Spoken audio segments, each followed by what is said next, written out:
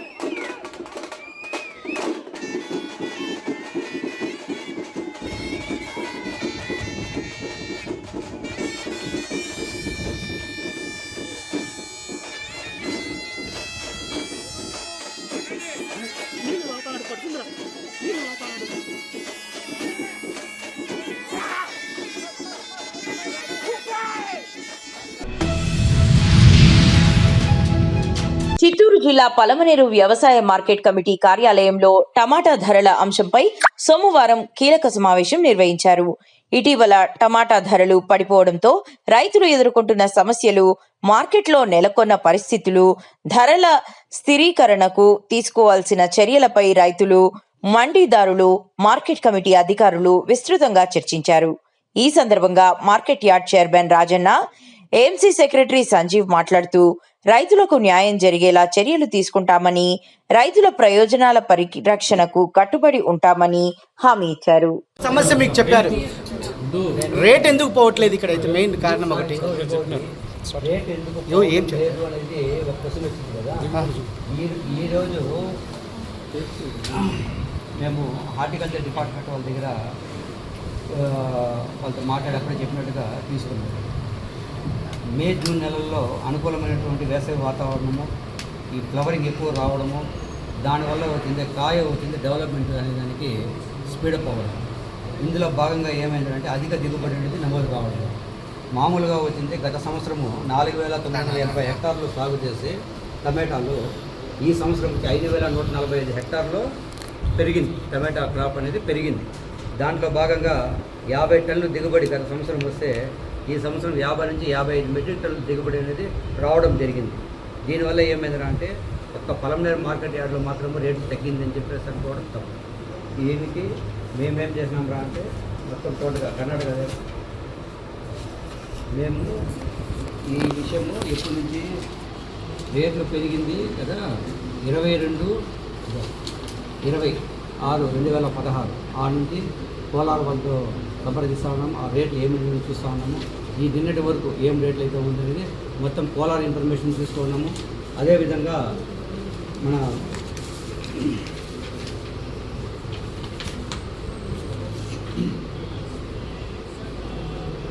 పలమనేరు, పుంగునూరు, కలికిరి, గుర్రంకొండ, మదనపల్లి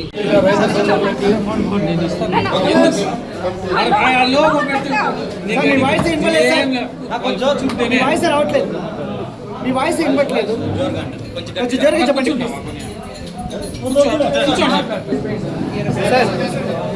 అందరూ స్టడీ కావాలి వాళ్ళకి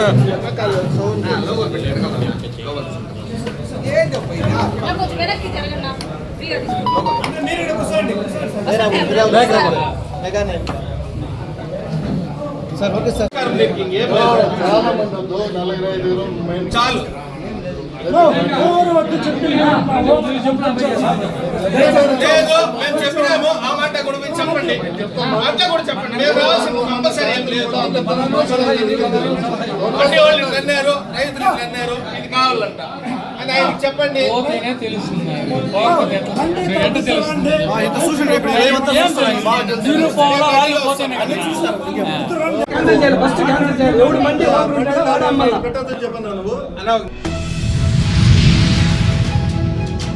చిత్తూరు జిల్లా పూతలపట్టు నియోజకవర్గం తవనపల్లి మండలం ఎగువ తడకర ఈ వెంకటాపురం ఎక్స్ సర్పంచ్ లేట్ సుబ్రహ్మణ్యం శెట్టి ఇంట్లో ఆదివారం 5 గంటలకు మొబైల్ ఛార్జర్ పేలడంతో ఇంటిలో అవసరాల కోసం బెడ్రూమ్ లో ఉంచిన నగదు 90,000 రూపాయలు, పట్టు వస్త్రాలు, నిలువ ఉంచిన వీధి లైట్లు, 2 టీవీలు, పై అంతస్తు ఎలక్ట్రీషియన్ సామాన్లు, ప్లంబింగ్ సామాన్లు, మొత్తం 2,50,000 విలువ గల నగదు, ఇతర సామాన్లు, ఇతర సామాగ్రి పూర్తిగా కాలిపోవడంతో అదే సమయంలో ఇంట్లో ఎవరూ లేకపోవడం వలన తొందరగా మంటలు గుర్తించలేకపోయారు. స్థానికులు గుర్తించి ఇంటి తాళాలు పగలగొట్టి మంటలను అదుపు చేశారు. మాకున్నటువంటి ఈరోజు ఉదయాన 5 గంటలకి ఛార్జర్ అనేది బ్లాస్ట్ అవ్వడం వల్ల ఇంట్లో ఉన్నటువంటి వస్తువులు, ఇంపార్టెంట్ థింగ్స్ అనేది మొత్తము కాలిపోయింది. బెడ్రూమ్లో ఉండేటువంటి ఐటెంలు, ಮತ್ತು మళ్ళీ ఇక్కడ హాల్లో ఉండే ఐటెంలు కానీ మాకు ఏవైనా వస్తువులు అనేటువంటి మేము ఇంటి రెనోవేషన్ కోసం చేసుకునేటువంటి ఎలక్ట్రిక్ ఐటమ్, ప్లంబింగ్ ఐటమ్స్ ఇవంతా మొత్తం కాలిపోయింది. అదేవిధంగా మేము కొనుక్కునే విధంగా బెడ్ దగ్గర అమౌంట్ చీటీ ఎత్తిన అమౌంట్ 90,000 అమౌంట్ ఉన్నింది. సో అమౌంట్ అనేది ఫుల్ దాన్ని ఏం చూద్దామని కూడా లేదు. టోటల్గా మాకు ఒక దరిదాపు 2.5 లక్షల వరకు మాకు ఆస్తి నష్టము, మధ్య లిక్విడేట్ క్యాష్ మొత్తం కలిపి 2.5 లక్షల వరకు మాకు నష్టం జరిగింది. ఈ నష్టాన్ని మేము పై అధికారులకి, విఆర్ఓ గారికి, అదేవిధంగా ఎంఆర్ఓ గారితో ఇంటిమేషన్ ఇవ్వడం జరిగింది. వాళ్ళు ప్రతిబంధిస్తూ మీకు జరిగినటువంటి అన్యాయానికి, మీకు జరిగినటువంటి నష్టాన్ని మేము మీకు సపోర్ట్ చేస్తాము అని చెప్పడం జరిగింది. సో అదేవిధంగా మాకు ప్రభుత్వం నుండి సహకారం కావాలనేసి మాకు ఉన్నటువంటి నిత్యావసరాలు ఉన్నటువంటి కూడా కాలిపోవడం జరిగింది. సో ఇలాంటి టైంలో ప్రభుత్వం ఆదుకుంటుంది అనేసి ఆదుకోవాలని చెప్పేసి మనవి చేస్తున్నాం.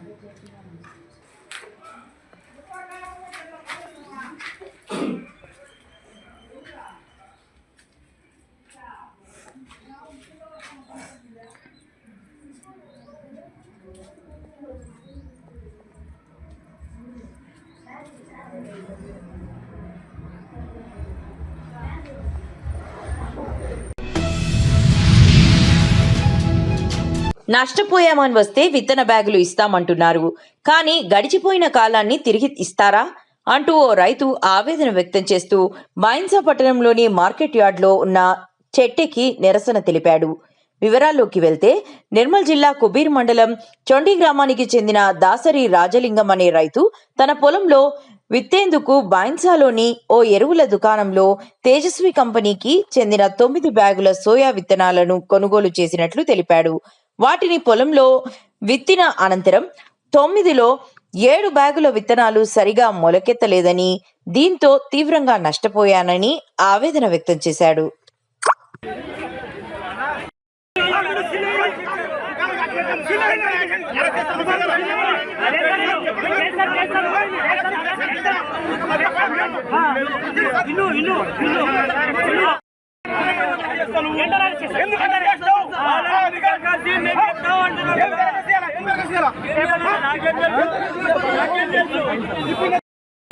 ఏ షాప్ తీసుకున్నా నాకు తెలవాలి కదా.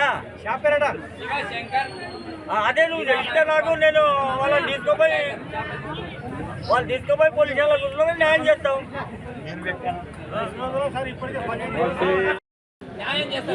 ఏ దుకాణంలో అరే నాన్న ఇల్లు న్యాయం చేస్తానే నీకు అడుగుతున్నా నేను. అరే నాన్న నీకు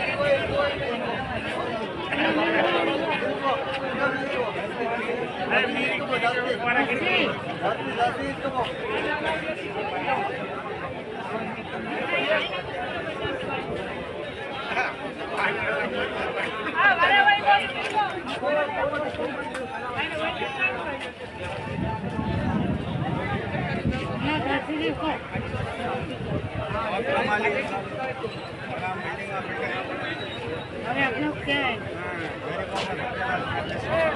हमारे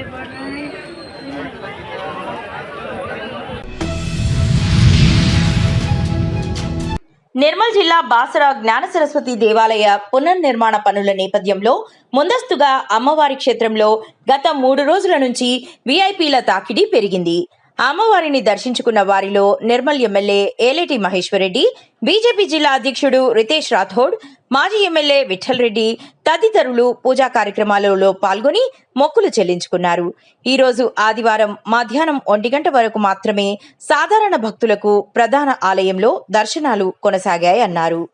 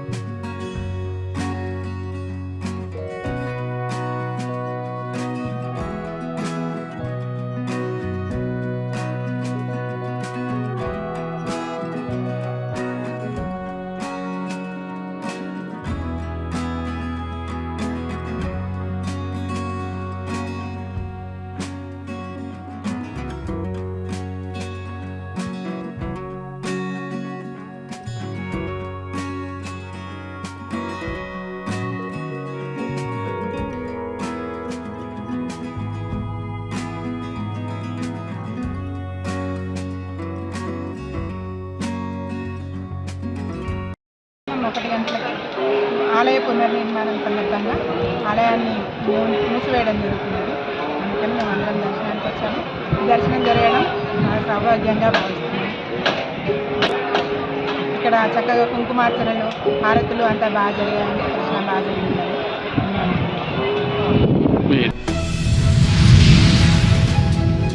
పూతలపట్టు బంగారుపాలెం సబ్ రిజిస్టర్ కార్యాలయం ఎదుట సోమవారం దస్తావేజు లేఖరుల సంఘం ఆధ్వర్యంలో నిరసన కార్యక్రమం చేపట్టారు.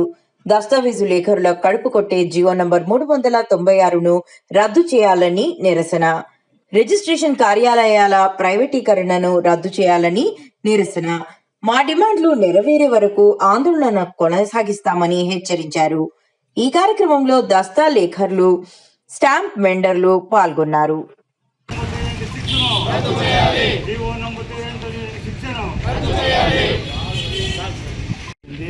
ప్రభుత్వం దిగువచ్చి మా యొక్క డిమాండ్లను నెరవేర్చకపోతే ఈ కార్యక్రమాన్ని ఉద్ధృతం చేసి ప్రభుత్వానికి మా యొక్క నిరసన తెలియజేస్తూ మేము అన్ని కార్యకలాపాలను కూడా దిగ్బంధం చేస్తున్నా కూడా ప్రభుత్వానికి మేము కాబట్టి మా మొర ఆలకించి ప్రభుత్వం వెంటనే దిగువచ్చి మా యొక్క డిమాండ్లను, మా యొక్క కోరికను కూడా ప్రభుత్వం తీసుకోవాల్సిందిగా మేము కోరుతున్నాము. మేము ఈ రాష్ట్రంలో ప్రభుత్వ ఉద్యోగుల కన్నా మేము ఎక్కువ ప్రభుత్వానికి ఆదాయం తెచ్చిపెట్టే సంస్థ మాది. కాబట్టి మేము ఎటువంటి ఇది లేకుండా ప్రభుత్వానికి మేము స్థిరాస్తులను ప్రజలకు అందించి వారి యొక్క ఆస్తులకు రక్షణ కల్పించి రిజిస్ట్రేషన్ కల్పించి తద్వారా ప్రభుత్వానికి మా వల్ల కొన్ని కోట్ల రూపాయలు ఆదాయం వస్తున్నది.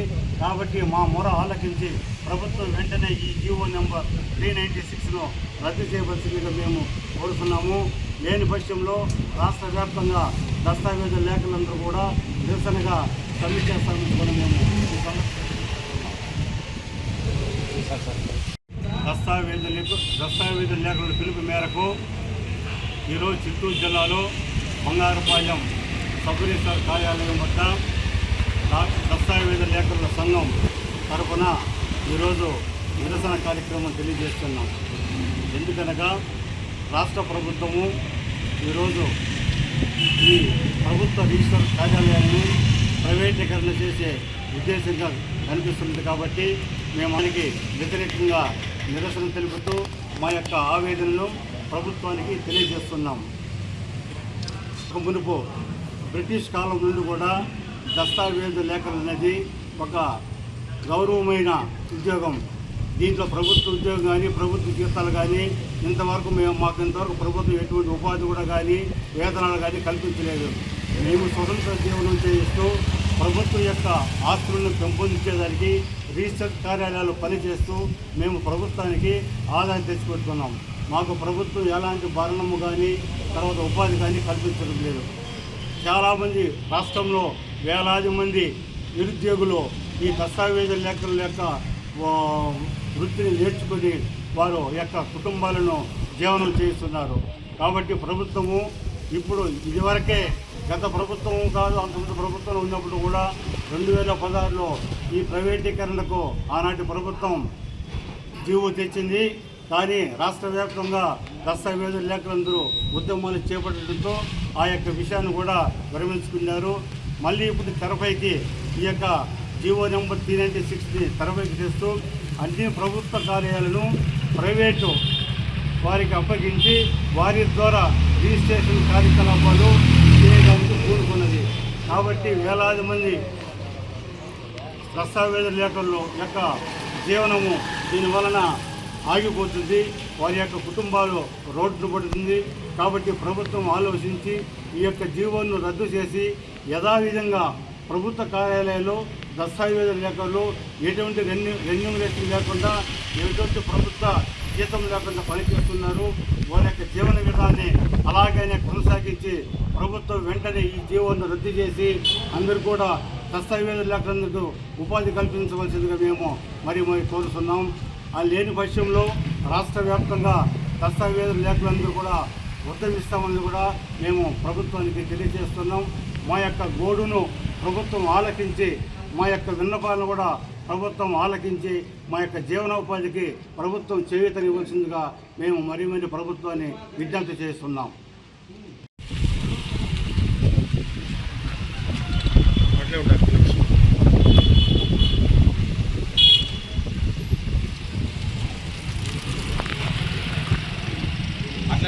స్లోగన్స్ ఇచ్చేయాలంటే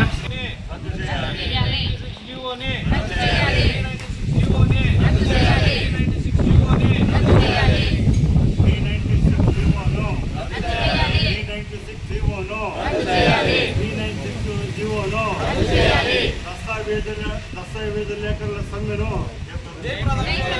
దస్తావేజు లేఖల సమ్మెను దస్తావేజు లేఖల సమ్మెను దస్తావేజు లేఖల సమ్మెను ప్రభుత్వం వెంటనే జీవో నెంబర్ 396ను ప్రభుత్వం వెంటనే 396 జీవోను ప్రభుత్వం వెంటనే 396 జీవోను ప్రభుత్వం వెంటనే 396 జీవోను డాక్యుమెంట్ రైతుల జీవన ఉపాధిపై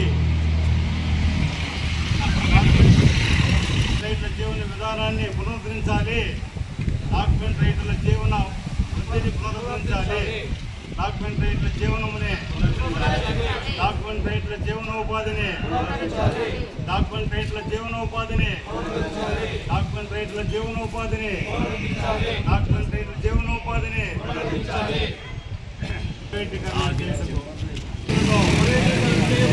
ప్రభుత్వ ఆఫీసులను ప్రభుత్వ ఆఫీసులను ప్రభుత్వ ఆఫీసును, ప్రభుత్వ రిజిస్టర్ కార్యాలయాలను, ప్రభుత్వ రిజిస్టర్ కార్యాలయాలను, ప్రభుత్వ రిజిస్టర్ కార్యాలయాలను, ప్రభుత్వ రిజిస్టర్ కార్యాలయాలను, ప్రభుత్వ రిజిస్టర్ కార్యాలయాలని మీరు ప్రభుత్వ రిజిస్టర్ కార్యాలయం శ్యామ్ ప్రసాద్ ముఖర్జీ ఆశయాలకు అనుగుణంగా ప్రతి ఒక్కరూ నడుచుకొని బీజేపీ పార్టీ బలోపేతానికి పాటుపడాలని మైన్సా మండల బీజేపీ అధ్యక్షురాలు సిరం సుష్మారెడ్డి అన్నారు.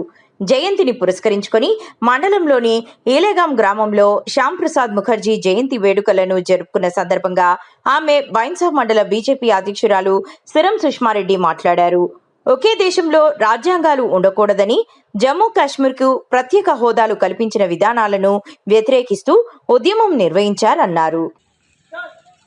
ఆకాష్కి ఫొటోస్ పంపిస్తే మ్యాటర్ పెట్టేసి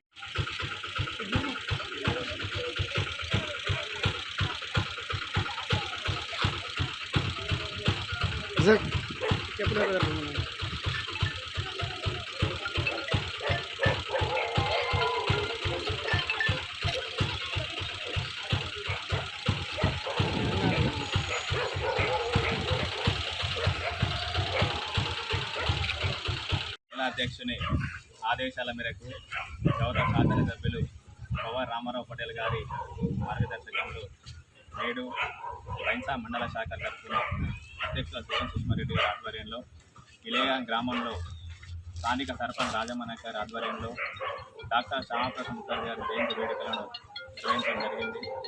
ఈ కార్యక్రమంలో భాగంగా ఆయన యొక్క చిత్రపటానికి పూలమాల వేసి ఆయన పేరు మీద మొక్కలు నాటడం జరిగింది. అయితే దేశంలో గొప్ప జాతీయవాది, అలాగే మేధావి, ఒకే దేశంలో రెండు రాజ్యాంగాలు, రెండు ప్రధానులు, రెండు జెండలు పనికిరావని చెప్పేసి నాడు అటల్ జవహర్లాల్ నెహ్రూ ప్రభుత్వానికి వ్యతిరేకంగా పోరాడినటువంటి వ్యక్తి మన యొక్క డాక్టర్ శ్యామ్ ప్రసాద్ ముఖర్జీ గారు. అంతేకాకుండా దేశ సమైక్యత, దేశ భద్రత, కేవలం హిందుత్వం కోసమే పోరాడి నాడు బెంగాల్లో హిందువులపై ఆకృత్యాలకు పాల్పడుతూ ఉంటే తనకున్నటువంటి మంత్రి పదవిని కూడా వదిలిపెట్టేసి దేశానికే ప్రథమ ప్రాధాన్యత వ్యక్తి, గొప్ప వ్యక్తి మన యొక్క డాక్టర్ శ్యామ్ ప్రసాద్ ముఖర్జీ గారు అని చెప్పేసి తెలియజేసుకుంటూ శాఖ పిలుపు మేరకు, జిల్లా శాఖ పిలుపు మేరకు ముదోల్ నియోజకవర్గంలోని గౌరవనీయులైనటువంటి పవర్ రామారావు పటేల్ అధ్యక్షన బైన్సా మండలంలోని ఇలగాం గ్రామంలో గౌరవనీయులు సర్పంచ్ రాజమణి ఆధ్వర్యంలోని మా బూత్ అధ్యక్షుడు మాధవన్న అధ్యక్షన ఈరోజు డాక్టర్ శ్యామ్ ప్రసాద్ ముఖర్జీ జయంతి వేడుకలు చాలా ఘనంగా జరుపుకుంటున్నాము. ఈయన మన జనసంఘ్ స్థాపన 1950లో జనసంఘ్ అనే పార్టీని స్థాపించి ఇప్పుడున్న భారతీయ జనతా పార్టీ ఆయన ఆధ్వర్యంలోని ఈ ప్రపంచ దేశాల్లోని మనకు దేశం ఎదిగిందంటే జనసంఘ్ స్థాపకుడు. ఆయనను ఎప్పుడూ మరవకుండా ఆయన అడుగుజాడలోని మా భారతీయ జనతా పార్టీ నాయకులు కానీ, కార్యకర్తలు కానీ, మహిళలు కానీ ఆయన పేరు తలుచుకుంటూ ప్రతి సంవత్సరం కూడా ఆయన జయంతి వేడుకలు, జన్మదిన వేడుకలు జరుపుకుంటూ ఆయనను స్మరించుకుంటూ పార్టీకి బలోపేతం చేయడానికి మేము హర్నిశలు కష్టపడతామని ఈ జయంతి సందర్భంగా మేమందరము ఆయనను ఘనంగా నివాళులర్పిస్తూ ఆయన 1901వ సంవత్సరం జూలై 6న జన్మించారు. ఆయన కాశ్మీర్లోని 370 ఆర్టికల్ రద్దు కావటానికి చాలా శ్రమించినటువంటి వ్యక్తి. ఆయన ఒక న్యాయవాది, కార్యకర్త. ఎన్నో అధ్యక్షన ఆయన జరిపించాడు. 1953లో జమ్మూ కాశ్మీర్లో ఆయన మరణించడం జరిగింది.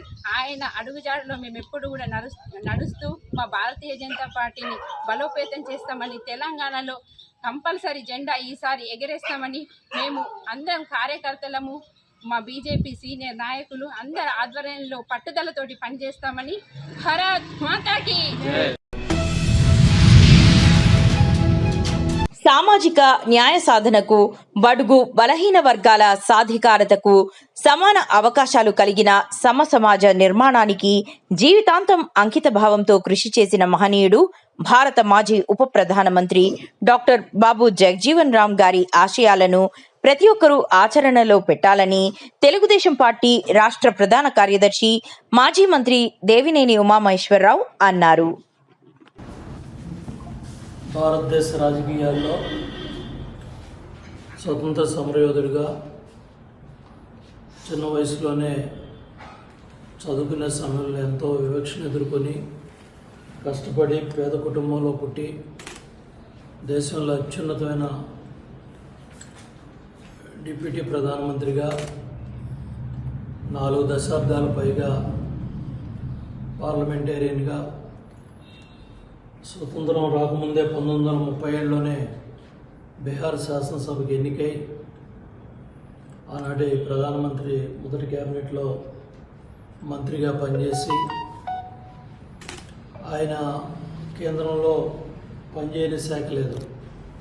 రక్షణ శాఖ మంత్రిగా, ఆహార శాఖ మంత్రిగా, కమ్యూనికేషన్ శాఖ మంత్రిగా, వ్యవసాయ శాఖ మంత్రిగా, కమ్యూనికేషన్ శాఖ మంత్రిగా, ఎన్నో శాఖల్లో కార్మిక శాఖ మంత్రిగా, డిప్యూటీ ప్రధానమంత్రిగా ఆయన ఎన్నో పదవులను అలంకరించారు.